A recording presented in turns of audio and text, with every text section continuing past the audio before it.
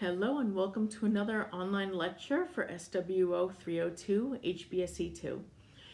This is our second to last lecture of the semester. What we're going to be talking about today is the first part of communities in the macro environment, theories and concepts behind communities, what they are, what they do, and how they're formed. So we're going to start by talking about what a community is. A community is a number of people with something in common with one another that connects them in some way and distinguishes them from other groups in other ways. So a community is a group that shares a common feature. It can be location, it could be interests, it could be culture, it could be common activities or beliefs, what have you. There are two types of communities. The first is a geographic community. That could be a town, a city, a village, a neighborhood, a state, a college campus. The second is non-geographical. That could be racial identification, religion, the social work profession, so professional identification, culture, hobbies, any number of other identities that don't come from your geographic location. So why does social work care so much about communities? Well, the community is the primary setting for human behavior in the macro environment. It is generally the setting where people are socialized and learn their norms, values, beliefs, and traditions. And social workers need a foundation in community function to implement community changes to enhance large-scale well-being. Being able to assess communities and identify communities and evaluate them is the key to proposing the solutions to address larger issues like what you talk about in policy class and what you'll talk about next year in macro class. So one of the conceptual frameworks is the social systems theory. So how is a community a system? Well, you have inputs that go into a community. You have all different groups, structures, institutions within the community that convert those inputs. And those conversions and conversion operations turn into outputs for what the community looks like, how they behave, and what they contribute to the larger society. Some of the questions to consider with the social systems perspective on community. What inputs or resources are available to a community to meet its needs? So let's look at what's happening right now in New York State. New York State is a geographic community and has a shared identity of people who are New Yorkers. Right now, in the current health crisis in the United States, we are the hardest hit state of any. So what inputs and resources can meet our needs? Right now, we are talking about a shortage of medical supplies, medical equipment, and skilled professionals to deliver the services we need to maintain the health of the community. So what inputs or resources are available? We're talking about nationwide shortages of masks and gowns. We're talking about nationwide shortages of ventilators, nationwide shortages of respiratory therapists and doctors and nurses and EMT workers and all other sorts of health professionals.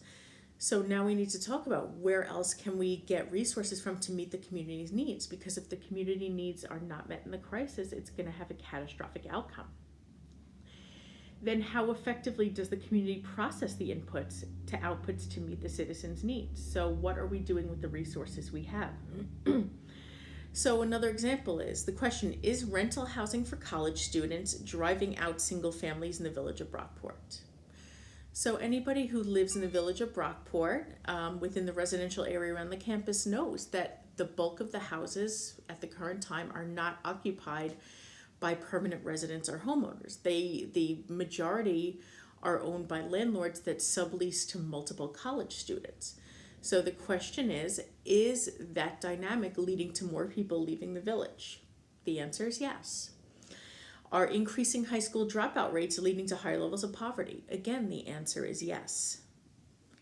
The second perspective is the human ecology perspective, which focuses on how people and services are distributed.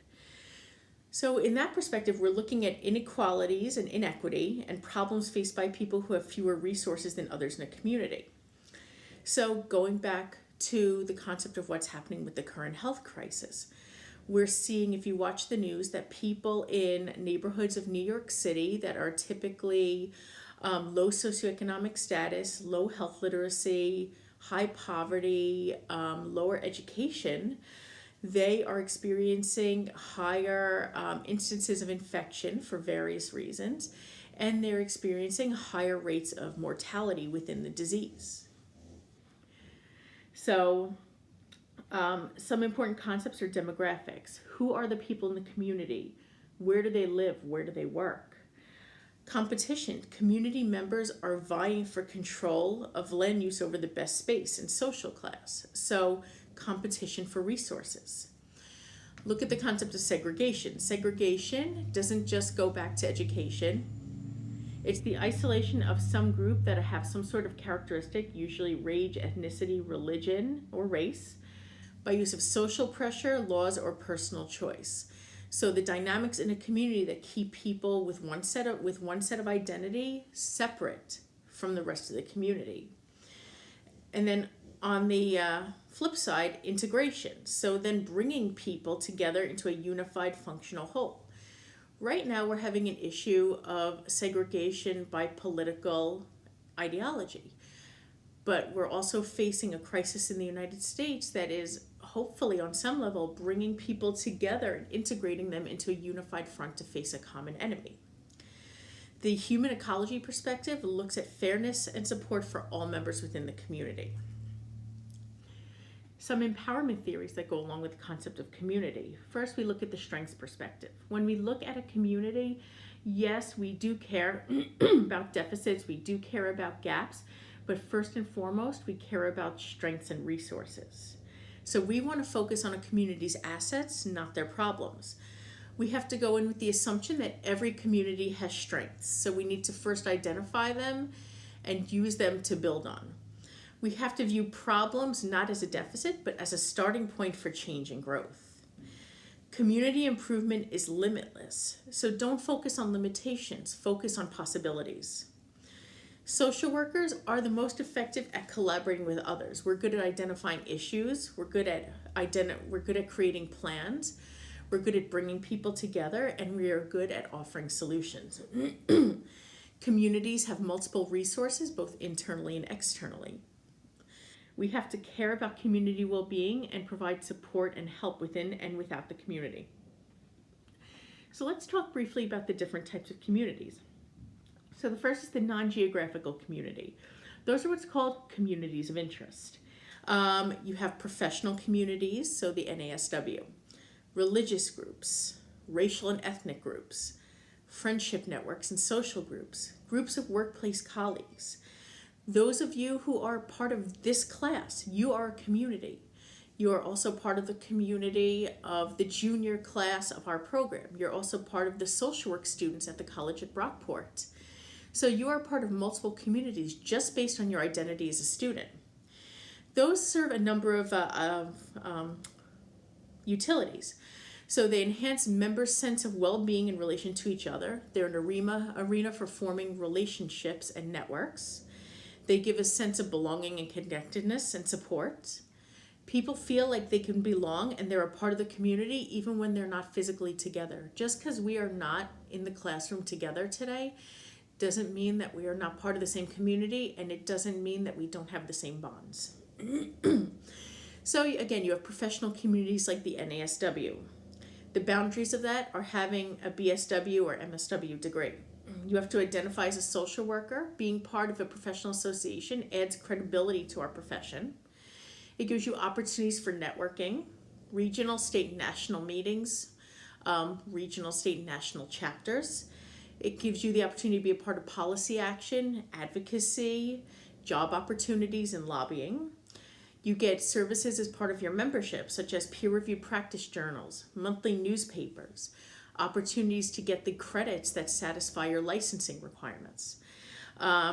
You can publish policy statements. So it gives you the opportunity to do things within the social work profession that you are taught all throughout your education. Non-geographic communities can be based on ethnicity, race, and sexual orientation. You have things like the Puerto Rican Festival, not that it's going on right now, but the Puerto Rican Festival. Organizations like Black Lives Matter. Something like SAGE, the Services and Advocacy for Gay, Lesbian, Bisexual, and Transgender Elders. PFLAG, Parents, Friends of Lesbian and Gay. So you have all different kinds of non-geographic communities based on all different identities that provide those utilities that we talked about. So I want you to think, as we're talking about this, what non-geographical communities do you belong to? What are the strengths of each community? What do you think are the weaknesses inherent in each of those communities? What are the reasons for belonging to that community? Why are you there? Because generally, if you're part of a community, it's by your choice.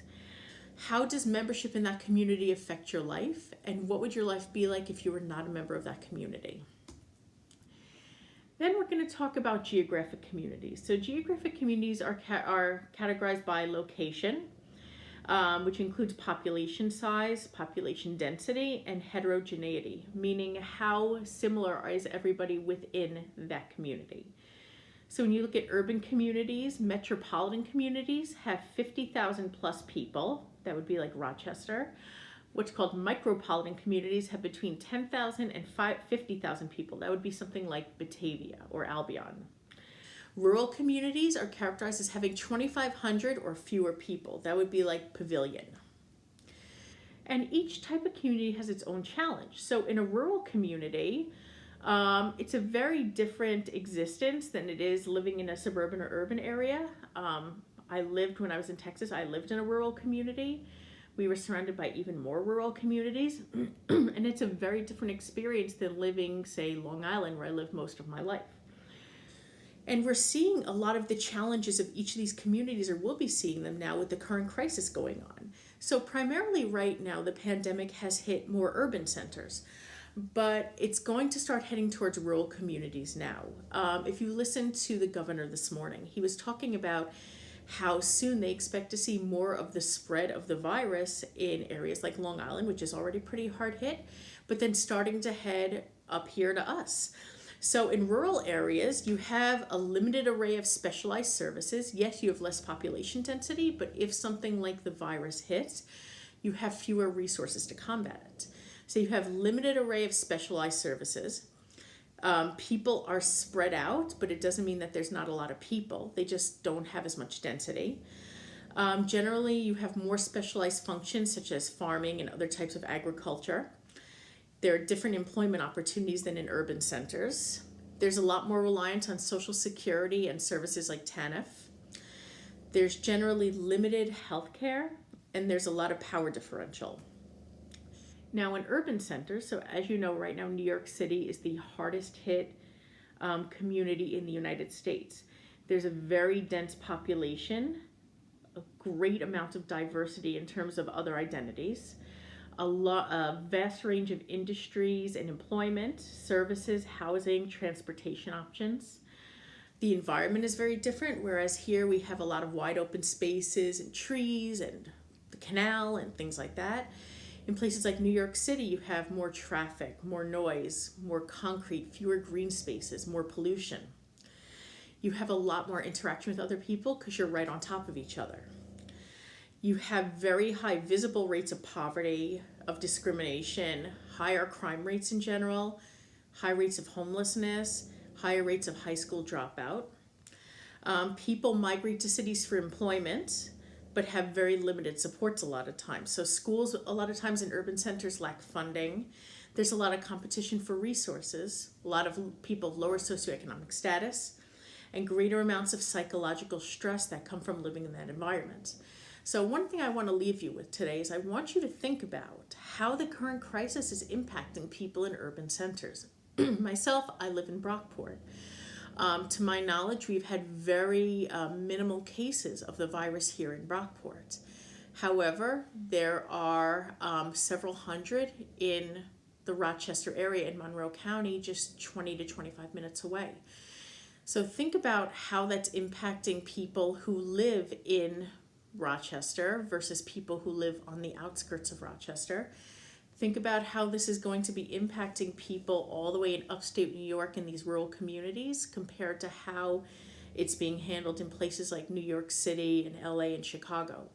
So just think about how the definition of a community has impacted and been impacted by what's going on in the world right now. That's all I have for you today. I hope you're staying safe and clean, you're washing your hands, all that good stuff. I'll see you soon. Bye.